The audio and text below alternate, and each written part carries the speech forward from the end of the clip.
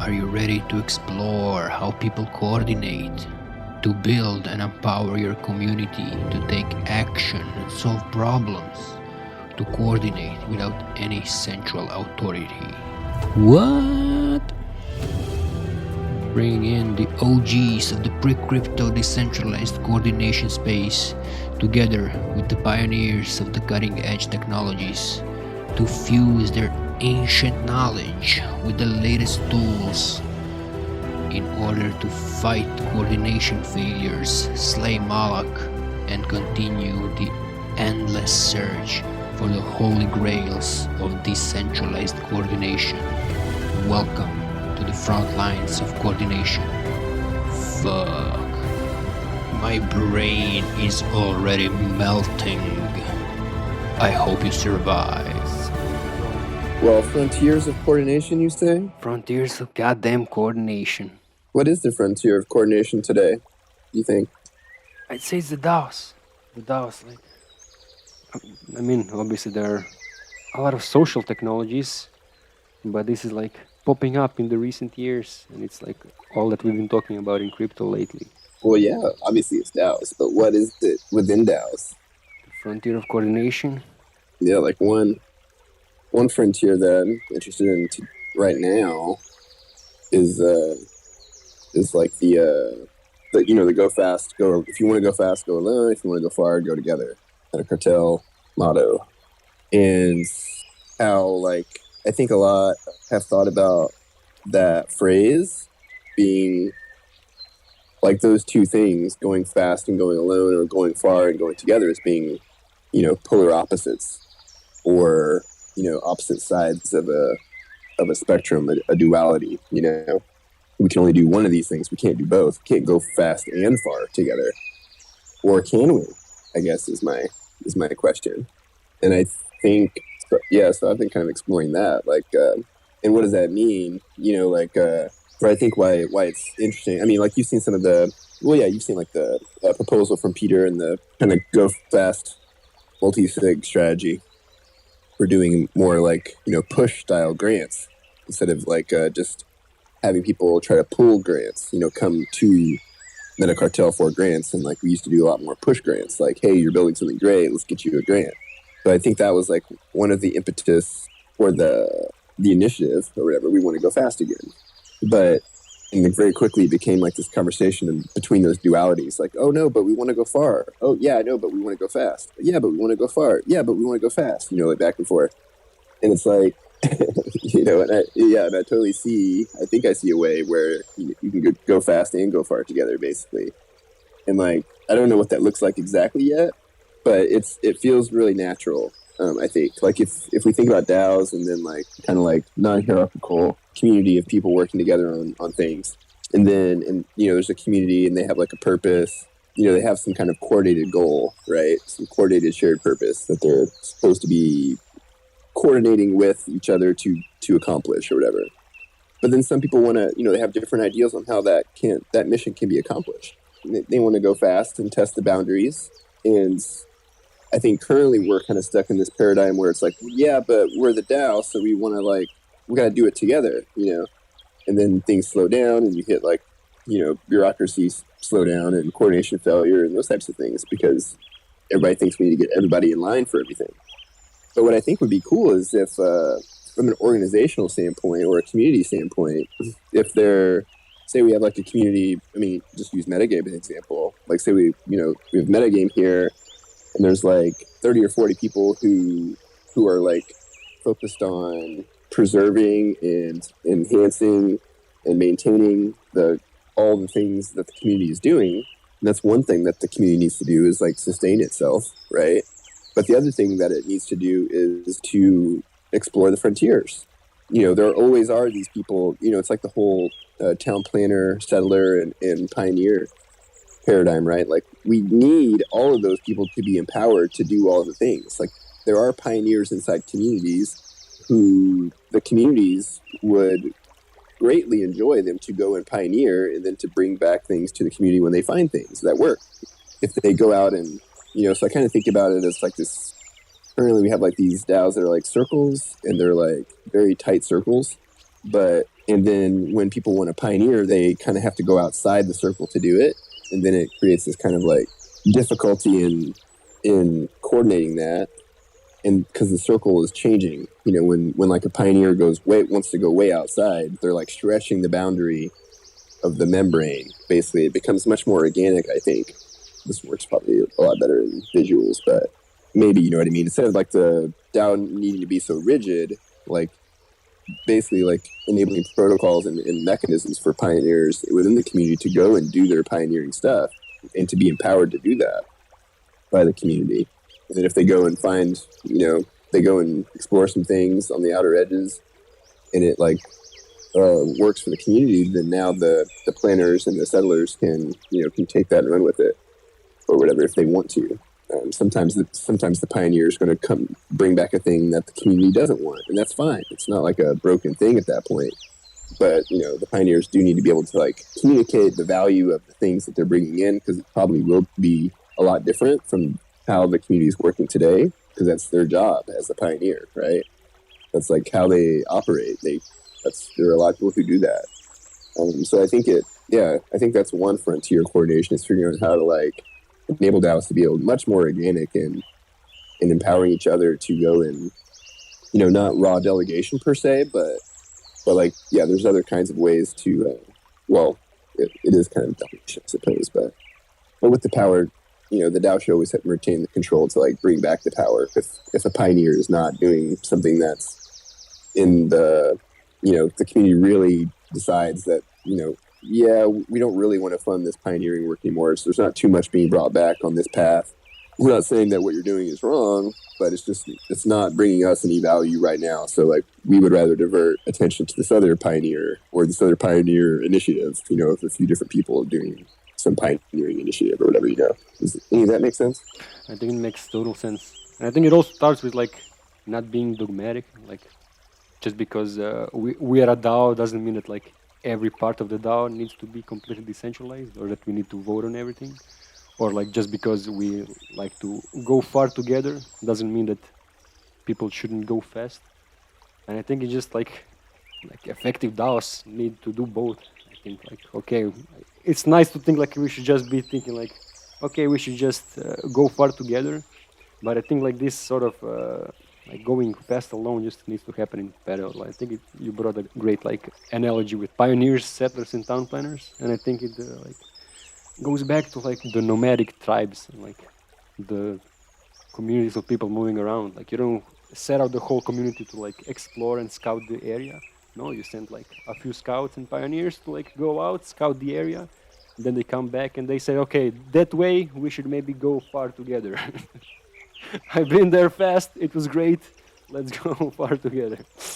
Yeah, and we can't. And currently, I feel like we're kind of like like that analogy too. It totally is like a, you know, going back to the nomadic tribes. And if we were a nomadic tribe, that's even a better example than Metagame, which is also a nomadic tribe. But regardless, you know, like, yeah, if you had a bunch of pioneers in this tribe, they're clearly capable of exploring far outside. You know, they can go and survive for a few weeks in the bushes or something, you know. And that's what they want to do. They want to go and explore this weird shit that's really scary to everybody else because it's so different. But they're okay with it. They're okay with the risk, personally. And for the community, that's great. You know, they shouldn't force everybody. No. I don't want to go outside the boundary, so you can't either. You know, like, that would kill the tribe. You know, like, the tribe needs to have all the people doing all the things, really, to, you know, those pioneers are going to find some things that are good for the community. But if they're not allowed to go and do that, then, yeah, there's a lot of missed opportunity there for growth and collaboration. Right.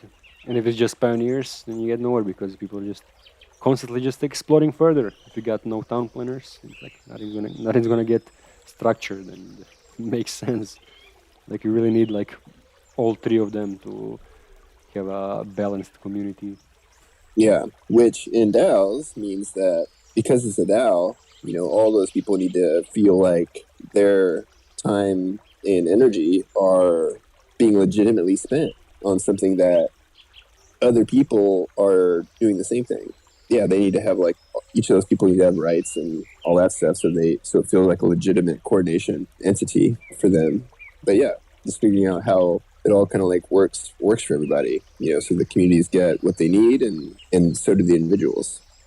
But yes, so you've been full-time DAOing for years now. Like in crypto years, it's been lifetimes, decades. In crypto years, yeah, totally. Yep. Yeah, and for sure, I was like on this, certainly on the go far, talking to myself here, as well, with the very much interested, obviously, in how far we can go together. I think that is the power up, and I myself have focused on that a lot personally. But yeah, right now I'm opening up a little bit. I feel like a little opening up to this and the necessity, to the realization of the necessity that we do need to have, be able to go fast and far together. And if DAOs can do that, then holy shit. We can actually start doing some really effective governance, I think. Even like another way to do it, or probably another piece of the same puzzle, actually. I was talking to this person who does you call it kind of like change management. Like when a corporation needs to make a radical change in the organization, there's like people who go around the organization and make sure that change is like coordinated well, But one thing that they said that they did, and they started it's a corporation, but they're like, it's a huge fucking corporation, but they started out very agile. So even though they're like a huge corporation now, they're still trying to maintain that agility. And how they do that is by limiting what the organization dictates. So carrying that over to DAOs, it would be like a DAO saying, instead of a DAO saying this is an exact proposal of exactly what's going to happen, and this is what is going to happen from the DAO side, it's like a little bit there's too much fidelity a lot of time in those kind of proposals. Whereas in this corporate example, they basically just said they made the purpose much smaller. So it's not very high fidelity. They were like, we want more DAOs or something. We don't care how you go about each of these teams in the organization. We don't care how you do that, but this is our goal. Our goal is to have, more communities or something. And then now you as teams within this organization submit proposals on how you're going to do that. And then that can be voted on. And then that's kind of a little bit of a go fast strategy, because it's you're not dictating every detail at the top. You're just dictating the main purpose that you want to happen from an organizational standpoint. And then the actual smaller communities, smaller guilds, whatever you want to call them inside the DAO, they have the autonomy to come up with wildly divergent paths to accomplishing that goal. And maybe even 2 or 3 of them get approved, because nobody knows which path is going to actually, we can make a bet on which one is going to make it most effective or whatever. But yeah, really just limiting the definition of the purpose at the top so that there's more interpretation and autonomy underneath that to go and accomplish that in any way that people see fit. That's another way to enable more go fast. It seems even the corporate world has been sort of trending towards this kind of more decentralized models of running organizations. Well, they have to some degree. I think a lot of that's. This example is a different example. There's not too many corporations that I hear that try to maintain this level of autonomy in their employees. So it's a bit of an odd case, but I found it really, really interesting that they were trying to maintain their agility. A lot of corporations just kind of throw that away eventually because they're just too big. So that, I thought that was really interesting and actually a good way to do it. Or, from a corporate standpoint, But yeah, and why is that a thing? Why is that a trend? And I think that's, it's a combination of I think it first comes from the workers, and the workers are kind of demanding, people want more autonomy over their work. They want to, and those types of things, when they clock in, some people don't, but some people don't. They just want to know what to do and they just want to do it. But a lot of people do desire and require, more autonomy. And if they have autonomy, then they're happy workers, So from an organizational standpoint, that's, if everybody's demanding this, and if we give it to them and then they do good, then we should probably keep doing that. But, a lot of corporations won't even try that because whatever. So it is kind of an interesting use case. But yeah, the workers will demand a workplace, but it's just depending on, it just depends on where the leverage is, really. which right now there's like this kind of like mass rage quit from the workforce in general, I feel like. So, but that's a whole other topic, I suppose. Yeah, they're both realizing that it's like, oh, wait a minute, like people can be more productive if we give them more autonomy. But also, like, world is more complicated, and they're realizing, like, hey, wait a minute, like maybe these frontline workers like know a thing or two more than we do here from the top. So it's definitely a combination of factors. Mm-hmm. Yeah, indeed. Yeah, I mean, I really think that'll be the big unlock. Really, is like just trying to push as much governance as possible down to the local level. Relieve the stress from the organization, the burden of power. Distributed power. Yes.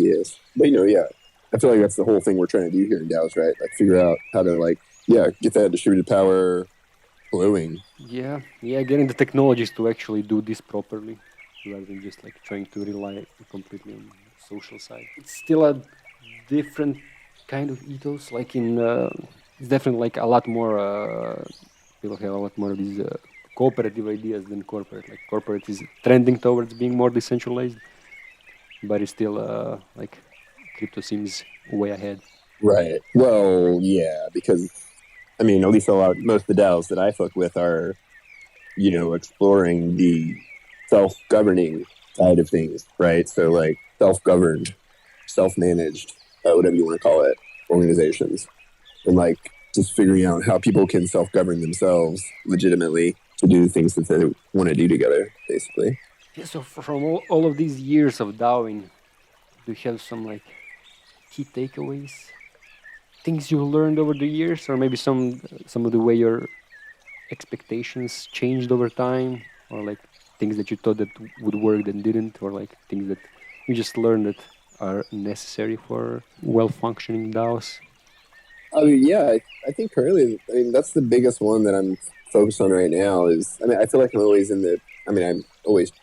kind of trying to be in the now, present with current problems. And, like I said, for a long time there, I was, DAOs were new and really trying to push and see how far we can go together.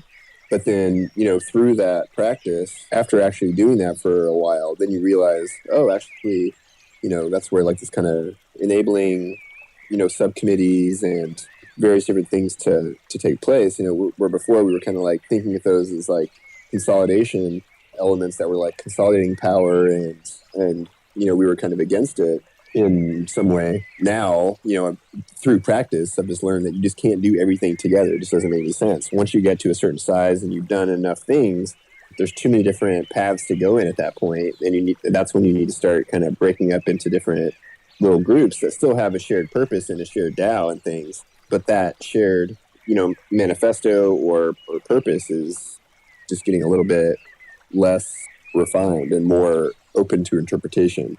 Constantly changing, like how do a group of people set rules for themselves and where they can keep changing those rules themselves. That kind of stuff. But just really at the DAO level, I think it's kind of limiting. I mean, there'll still be like little small DAOs that are doing small things and they don't need to break up into into subcommittees, but we're seeing a lot of DAOs grow up these days who need to do that. So yeah, I don't know. That's a lesson for me that I've learned is that you can't just do everything together. It's just like hit coordination failure. You need to be able to like empower the certain groups of people who do know what is going on and have a pretty clear idea of what to do. Make sure they're empowered to go and do that, and that they don't have to discuss that shit for like 3 weeks with people to get the okay from the DAO to go and do it. I mean, that's the stuff I learned through practice. I think like as romantic as it is to try to go as far as possible together, the irony is that in order to do that, you actually need to be able to go fast and far. So that, yeah, I mean, the community still has the power to change the rules of how that works. That top set of rules does need to be like governed by the people, but the execution can be, interpretive. Right. Yeah, it goes straight back to going fast alone and like this whole idea of this, the tension of between those two. Like I think necessarily, like if you want to get some shit done, at some point you're gonna have to fork off on your own, get things done, and then either return back or like over time like a new a new group emerges. Like, first you're alone, then another person joins you, and then another person joins you. Then there's 10 of you, and then there's 20 of you, and then like, okay, maybe I need to go fast alone again. Right. Yeah, it's true. Just branching off, and I think it's just gonna go on. Well, I know. I think that's going to open up in a whole new space of exploration, right? Where like I can already start to like think about that ahead of time. Where it's like, first start to empower a lot of go fast stuff, like people going alone and doing things. But we also like, how do we do that? While I wonder what the success criteria of that, what you could set for that. Like what is the actual? Yeah, how would we as a community look at this initiative as being a success, and like setting what that would be socially, probably, but you could definitely get programmatic eventually, I guess. But like, okay, you proposed to go and do this initiative, and you thought it would create this kind of value, and then some kind of feedback mechanism. But I feel like what you said, I guess, that triggered me was yeah, go fast, and then you're in this like, so now you're in this like initiative that's a little bit outside the DAO, but it's coordinated because the DAO like it did approve the initiative, and it like approved you to go outside the community and go do these things or whatever. And what's the point of even asking of even doing that? Like getting the okay from the community. Like I think that's the first step. Some people may not even, when you like break off, that can happen in many different ways, right? Like you can just do it because everybody's like, no, that's a dumb idea. We don't want to do that. But you have so much conviction that it will create value. There's context that other people don't have that you have, that you just can't explain properly or something. But you just know, you just have so much conviction, so you just do it anyway, right? And then at that point, you can either go and do it alone and not ever expect to bring it back to the community, or you could, try to go do that thing and then bring it back to the community and then say, hey, look, this is what I did. This is what happened. Do we think that this is valuable and that I should keep doing it or something? But that desire to even come back to the community and make sure things are coordinated is like what is the real human incentive for that? I would probably do that just because I am like a go far kind of person, I guess, where I do want things to be coordinated. I would like to try to coordinate as much as possible. And if it doesn't, if for some reason I just can't get buy-in, then I likely will go and do it anyway. But maybe not. Maybe there's like feedback from the community that lets me know that those are perspectives that I didn't have. That, okay, yeah, actually, I think it is a good idea still, but it's not right now. Like right now isn't the time to execute it. And I don't know. I like personally receiving validation and invalidation. But yeah, you could still go and do it yourself. Basically, you could still decide to do that. So like how to do these kind of pioneering things so that there is an incentive to come back and try to coordinate. Basically, I don't have any direct ideas, but like, yeah, I think that would be an element for us to kind of figure out over time. Right. Yeah, that's a pretty big question, and it like obviously depends on what was the reason you forked off. Like, is it a project? Is it a small project? Is it a big project? Is it like, did you have like alignment issue or not? Whatever. But it then comes back to that question of like, okay, does this do I take this back or do I push this forward? Like, does this come back into the main DAO or does this become a DAO of its own? Right. Yeah, exactly. Yeah, and I mean, it'll be different for different things, right? So yeah, it's kind of like having expectations of what those different outcomes are, or being aware of what those different outcomes are, which obviously will pop up clearly through experimentation, but also can be a little bit assumed beforehand, but then those assumptions need to be validated, invalidated. But yeah, definitely. Yeah.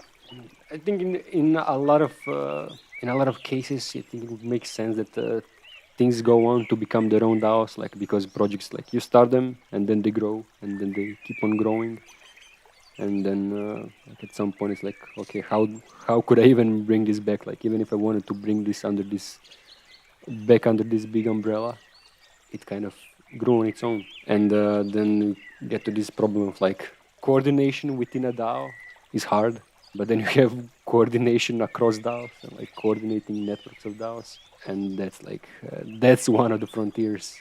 We actually just had like our first the first DAO that's been spawned out of metagame, and it's like brand new. It was just summoned like a week ago. Yeah, what was its purpose? Quest chains, so like chains of quests. Sort of, it started like actually as a hackathon project. It was first of all solving our own problem, like the onboarding paths. You know how we have like the builder's path, this path, that path. So like yeah, quests that come in sequences basically. And then they build this general tool that allows people to create sequences of quests that then if they get accepted as like completed, you get an NFT that like signals that you completed it. And then this can be used for making the onboarding paths. It can be used for making these like interface for the playbooks, like general paths, and even for like things like skill trees. You can make a quest line for like this or that specific skill, and say like whoever completes this quest line and like passes this quick test, then gets this like skill certificate NFT. And they're building like an SDK for other projects to be able to integrate into their own platforms. So instead of just like building it inside for metagame, they're like, okay, so this is needed for metagame, but it could also be used for other projects. Right. Yeah, I think that's a common fork that we've seen already, right? Coordinate happened the same way out of Yearn. Like, hey, we need to figure out how to contributors in Yearn can pay each other. Oh, let's use this little tool, this kind of process that we used before where we just kind of pay each other. I think that came from Zaku. And then, oh, that worked really well. Okay, well, let's spin it out. And now it separates the concerns. Now there's like a little group of people who can work on just this mechanism. But then it did, then a lot of other DAOs wanted to use it. And now, okay, well, if that's the case, then it needs to kind of break out and do its own. It can get support from the DAO, which I'm sure it did, but it has its own team so it can focus on its own use case. It's not owned by Yearn or anything. It's now just another horizontal, mechanism that everybody can use. So yeah, I think that's a really common one. Raid Guild has many, many similar things too, like that. Like, oh, well, we need to fix our process, but while we do it, we might as well just make it open in case somebody else wants to use it, kind of thing. And if anybody does use it, then it's like, oh, well, shit, now it needs maintenance, and, now it needs settlers, planners, and pioneers, right? Basically. So because, okay, this is a tool that works, but we need pioneers to, like, be exploring, like, horizontal use cases to, figuring out where else it can be used and how else it can be used and how well it can be used and all these different kinds of things. And the settlers and planners can be like making sure that whatever it is doing what it's supposed to do for everybody who's using it, so on and so forth. So it's kind of like when you need to start breaking those things out. But where the value gets shared in things is, I think, a really interesting part. I don't think we've really figured out how that stuff works. Like the value flow after forks, I feel like is a conversation right now. Like, if this DAO and metagame goes and creates a fuck ton of value, I mean, just, for argument's sake, it gets a lot of usability and there's a lot of traction, and maybe even eventually people are like paying for the service or whatever, figuring out these like value flows back to the DAO that spawned, that nurtured that thing is important, I think. But what those kind of value flows look like is left to be designed, I think. Maybe that goes back to our earlier point about like, what is the incentive to stay coordinated, and to not break out and to, capture value, share value, maybe, probably an incentive alignment there that can be done. It kind of like, it's not about forcing coordinated stuff. I think it's about encouraging it, with incentives. I don't think it's like, trying to force coordination by any means, because then you just get into the same thing where everybody has to go far together or whatever. It's too much. But there do need to be these incentives for forking.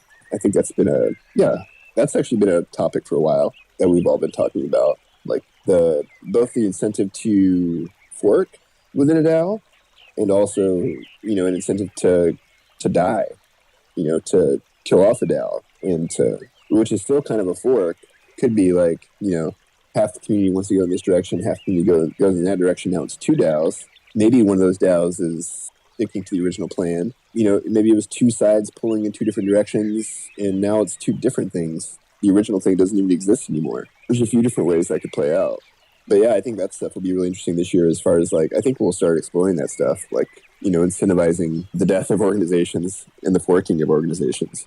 I think we all know that like sustainability, we're kind of pointed on sustainability, not growth, I think. And for me, it's the difference is just being in a DAO that just always wants to grow is just like being in a corporation that just always wants to grow and monopolize and acquire, consolidate, power and things, which is like not necessarily the direction that we're going in. But sustainability, when you talk about sustainability, now you're like, well, this thing doesn't need to be sustained anymore. It's not providing any value to anybody. It's just like doing these other things. Maybe there's a lot of value being captured somewhere, but it's not really like adding any value. We should kill it and fork it and do these 2 different things, or 3 or 4 different things that make up that thing, but a way that, provides more value to everybody, basically. And by doing so, if it provides more value, then it can capture more value, in theory, right? So, yeah, in theory. But yeah, just spread out the resources, and like there's no need to keep on maintaining the main one if you forked off into multiple directions. But yeah, I guess it really depends on the structure and the way that the other ones were launched. Like I don't know if other DAOs like have this set in advance now. Like in our case, we didn't have anything set in advance. Like what happens when another DAO pops up, and then we kind of agreed, okay, like you got the idea through metagame, you found out about the hackathon through metagame, like the whole team is from metagame, like it's all through metagame. So maybe it would be fair if you gave like 5% to metagame. And they were just like, yeah, makes sense. And just like having that like encoded, like, okay, setting the expectations. Like it's a part of the culture that like if a new DAO pops up out of this DAO, like it should give something back. Like it shouldn't just be like, okay, thanks for all the resources, bye. Well, in both ways, right? It's all deals are bi-directional. So yeah, what you said there, I think that's really cool is, yeah, setting that in the organizational roadmap or whatever, like, as a member of this DAO, we encourage you to explore the frontiers.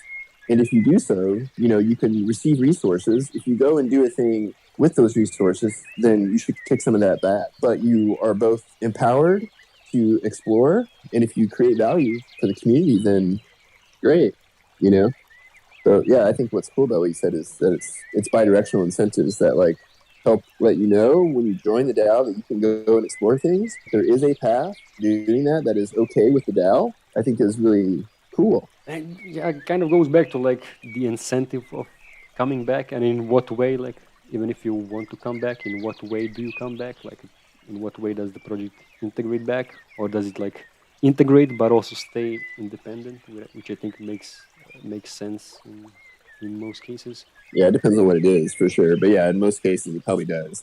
They probably already have like a team that's formed that is the settlers, planners, and pioneers, right? Right. You can't really decompose it back anymore at that point. You can just fork it further. Well, but it is kind of, well, another thing you said earlier was like, and I know this a lot about myself too, and that might have been where you were coming from, thinking about your experience as well as a pioneer.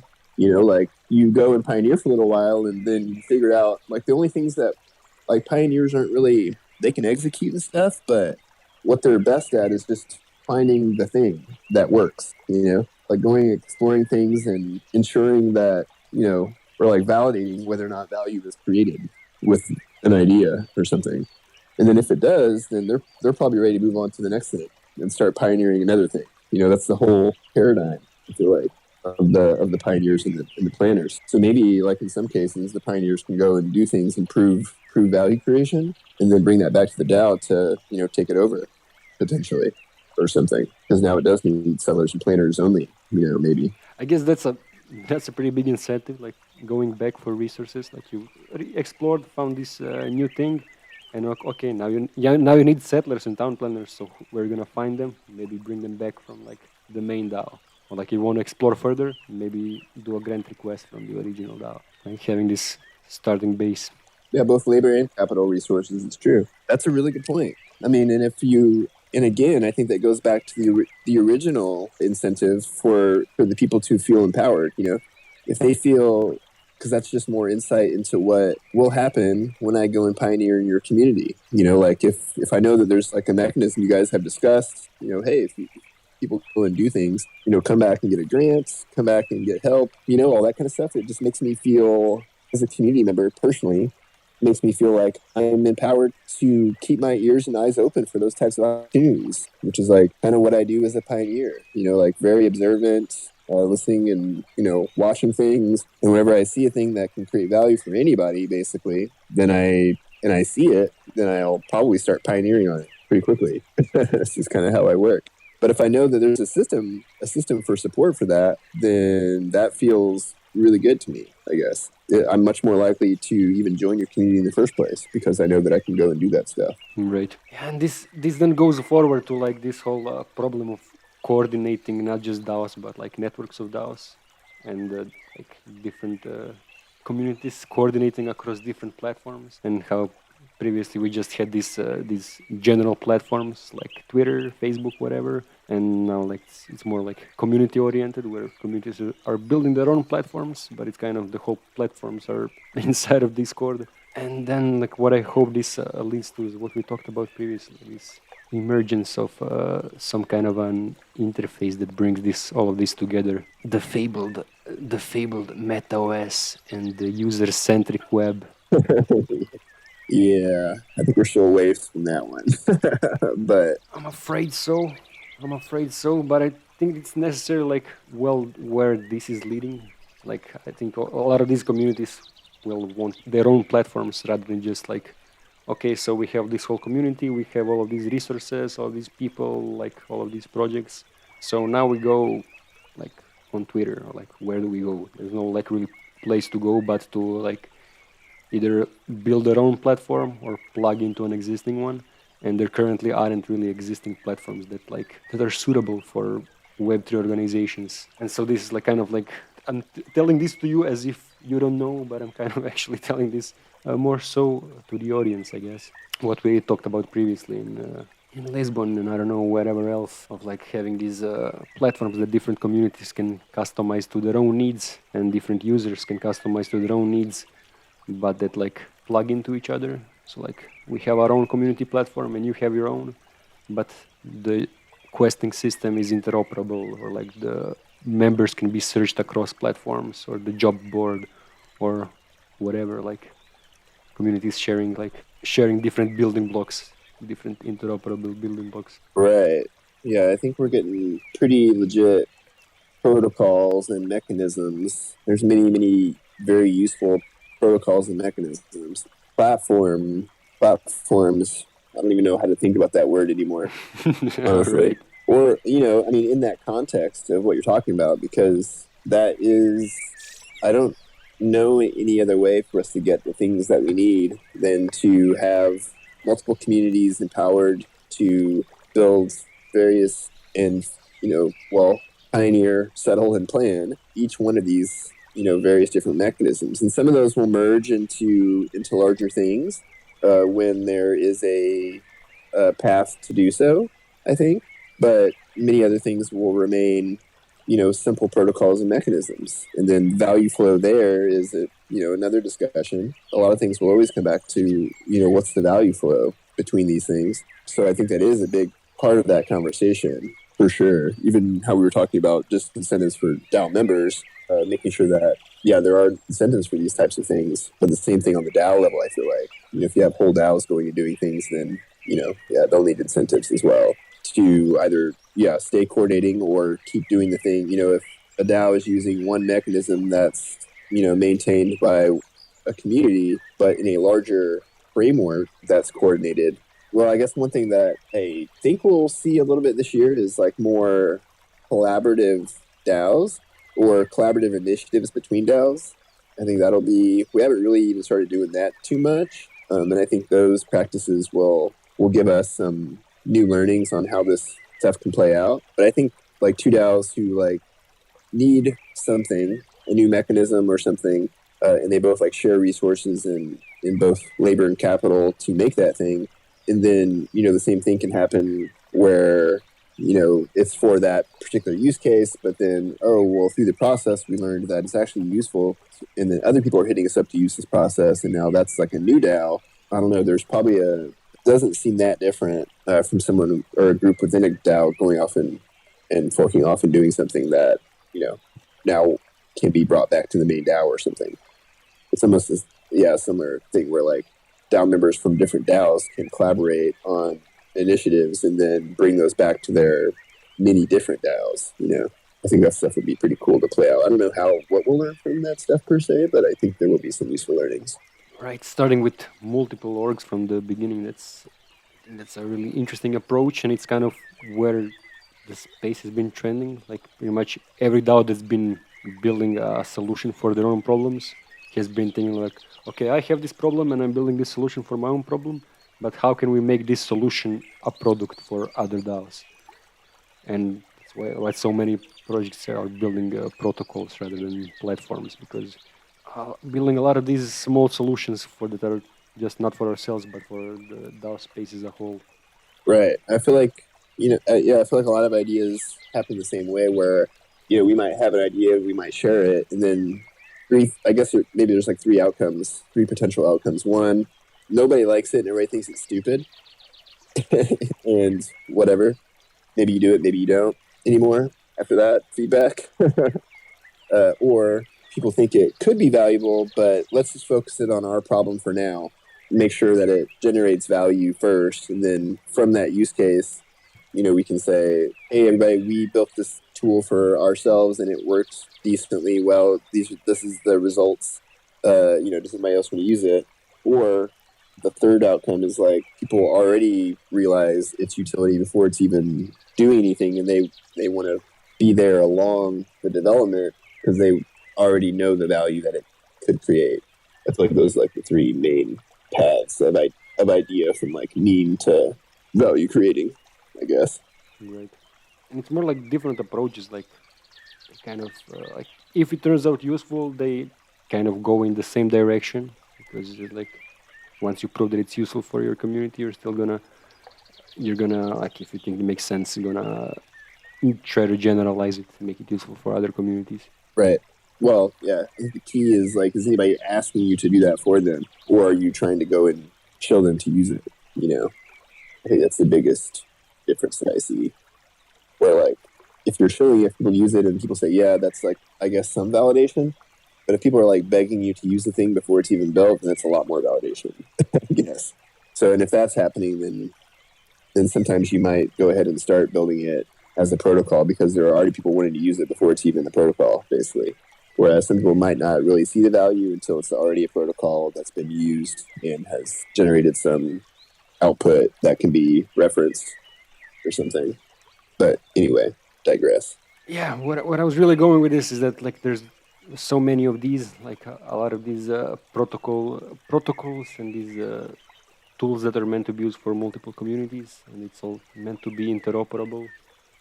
And I think at this point it's just a matter of time before we start plugging all of this together into these sort of interoperable platforms / communities. Yes. Yeah. So back to that, I guess. I still don't know what communities want, and I don't think communities know what they want either.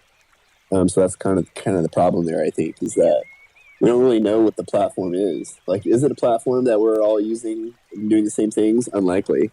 Or is there a platform at all?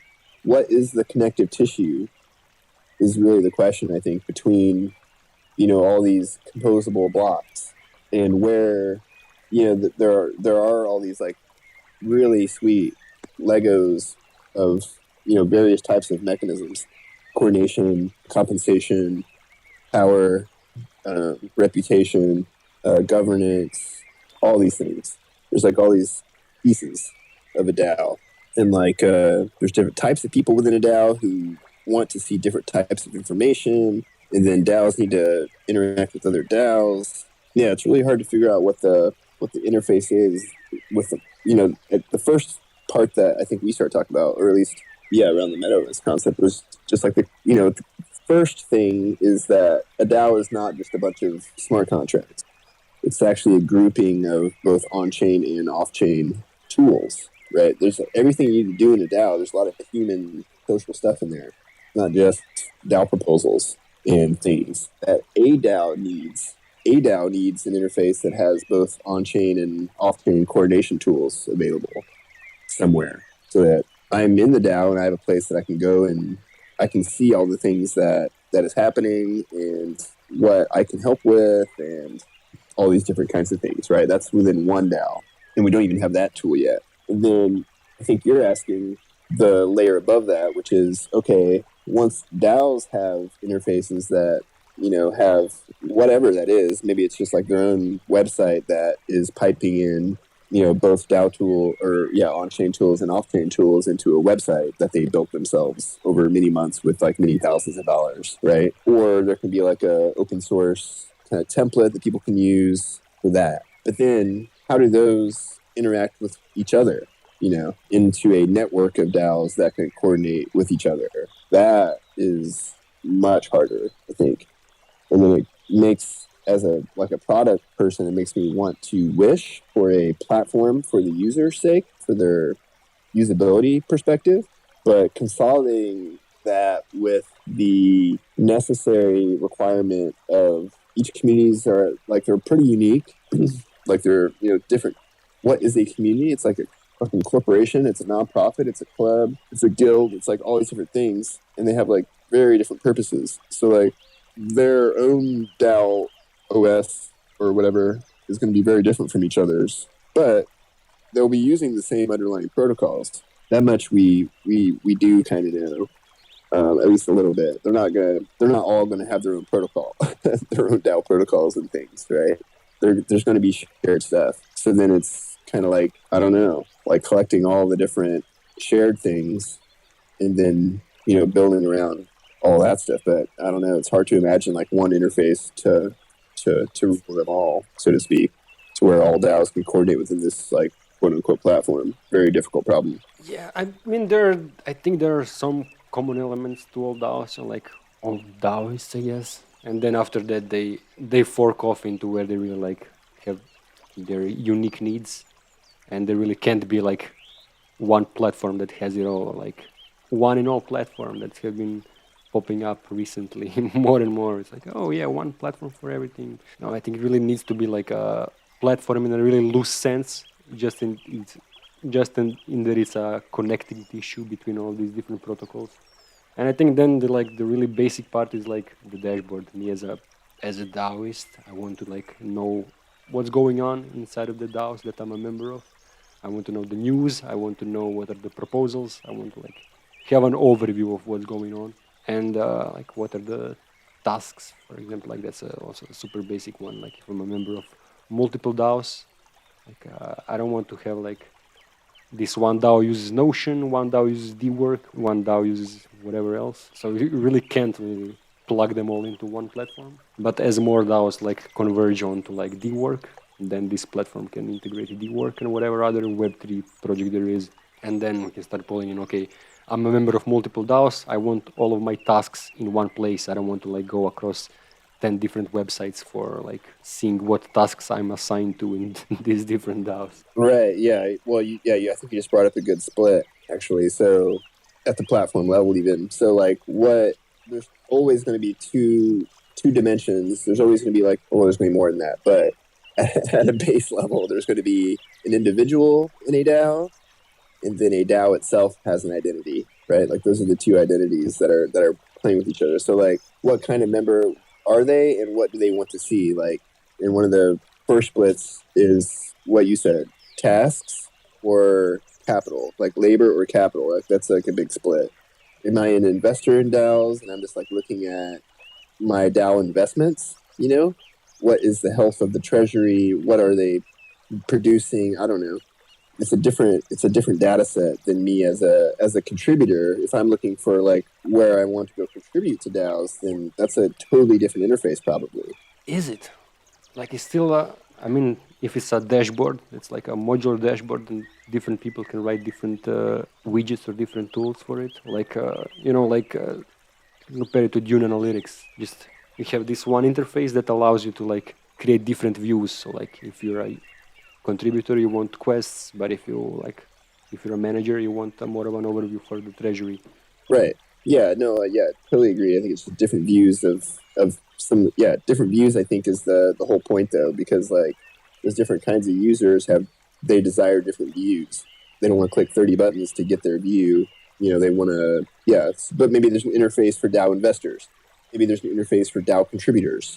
Contributors have like I'm looking for a new DAO to join so that I can contribute to it. versus I'm looking for a new DAO to invest in. Those are like wildly different metrics and different, much different fidelity of data that I'm looking at. Like if I'm looking to contribute, I want to know like so much data about the actual tasks that are being done. Where can I actually put my skills within this? It's much harder. Whereas from an investor perspective, all I really need to know is like, what kind of tasks are being done. I don't need anywhere near the level of fidelity that I need to know as a contributor per se. I just need to know that things are going, the mission is being addressed by somebody and that things are being coordinated, but not necessarily what is being coordinated into what level potentially. Yeah, vastly different data needed. Yeah, it's just different views of the same data. Like everybody probably wants all the data, but just at different levels of fidelity. The contributor might just want to know what the treasury is right now so that they can get paid. The investor might want to know like treasury over time or whatever kind of stuff, even, for example. But, I don't know. It's just an idea. I don't know, but yeah, on the MetaOS thing, I think, I don't know how to, it's like impossible for me to imagine that higher dimension of DAOs interacting with each other. I mean, I can visualize some things, but goddamn it, it's hard. So I kind of just want to focus on getting like some DAOs, some interfaces that work for them completely. Like, hey, you're a member of the DAO. Here's your fucking DAO. You can go here and get all the information you need to do the stuff in the DAO, whether or not, whatever kind of persona you are in the DAO. Here's a link to all the information. And for now, it will be linking out to, it'll link out to Notion or whatever you're using for this other kind of information. Or maybe this whole thing is just like a Clarity or Notion type thing or whatever. And then when we have like 20 of those, then I think we can see what communities have put into their OSs for their own purposes, and then see what's shared and see what can be, templatized a little bit further. But yeah, it's hard for me to imagine without seeing the first part, I guess. Yeah, I think it's a great start. Mm-hmm. It's like, I mean, it is kind of like DAOs need to figure out how to coordinate better before they can start coordinating across DAOs. That might just be like a real thing, Thinking too much ahead, maybe. I mean, it's always cognizant of it, right? I mean, it's happening, so it's hard not to like notice. Yeah, I mean, we have it on the DeFi side, we have Zapper, but on the DAO side, it's just so much, like the whole tooling and everything is just so much more complex, and it's more social than like protocol level. It's just harder to do. Yeah, that's true. I mean, that's not a bad analogy, honestly. Like a Zapper or a Xerion or something, where they're like, aggregating all these different, protocols, which in this case are just like, tokens and liquidity providers, and like, they're hooking into all these different dexes, but showing them all in one interface. So all you have to do is bookmark, it's like just bookmark one website, and you go to that one website, and then from there you can choose your own adventure, right? That's kind of like the purpose, I think, of this nascent thing we're discussing, is like a launch pad for decision making. Like I'm going to this place because I want to do something, and when I go there, I want to be able to like find something to do an action. If that currently involves like scheduling calls and bouncing around in a Discord for a couple weeks, then a lot of people just don't end up doing things, obviously. So, these are the things that can be done right now, and these are all the places to go and get information on how to do those things. Yeah, I think all that stuff would be pretty good. But yeah, let's wrap it up. I want to wrap it up by saying how both DAOhaus and Metagame are about to turn 3 for Eat Berlin. Yeah, for those who don't know, they were born on the same day. It's true. And I still see like this sort of how DAOhaus is going in this direction of like serving people who want to like start DAOs or run DAOs. So like DAOhaus for groups of people, and then on the other side, Metagame that's like more focused on individuals who want to work in DAOs. And maybe we really do at some point converge onto MetaOS DAO as an inter-DAO DAO. Who knows? But a lot more discussion is needed. I think we definitely need to jam some more on MetaOS at MCon. Yeah. We should. I think it'll be a ripe topic. All right, man. This was great. I love talking to you. Thank you for coming on. Yeah, totally. Same. Thanks for having me, bro. Happy. All right, man. See you soon. Yeah. I'll see you next month. All right, party on. See you.